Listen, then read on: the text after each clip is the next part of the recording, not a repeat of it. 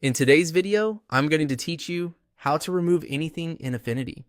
By the end, you'll know the quickest, cleanest way to erase distractions from a photo with just a single tool and a few smart brush techniques.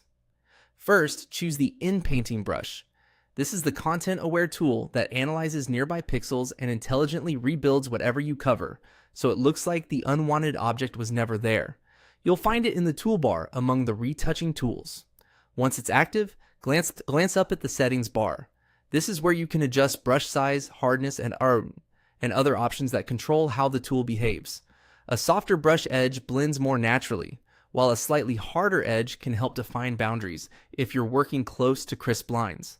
As a general rule, keep the brush just a bit larger than the object's edge you're about to paint over.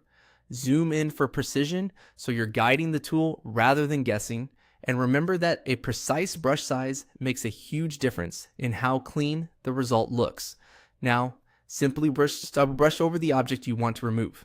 Paint with deliberate, controlled strokes and extend your brush slightly beyond the object's edges so the tool has enough surrounding detail to sample. Think of it as giving Affinity a clear hint about what the background should look like. For large or complex objects, break the work into smaller sections instead of trying to do it all at once. After each stroke, pause and let the software process. You'll see the area rebuild with nearby texture and tone.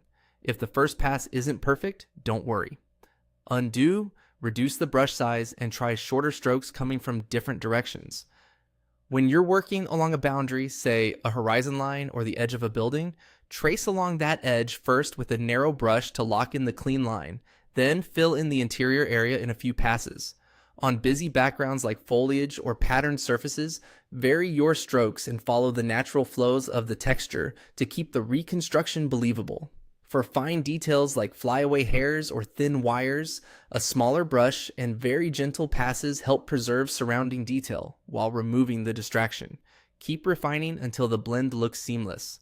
With a bit of patience and good brush control, the in-painting brush can convincingly erase almost anything while maintaining natural texture and lighting. That's all there is to it. Select the in-painting brush, then paint over what you want gone, working methodically and letting Affinity do the heavy lifting.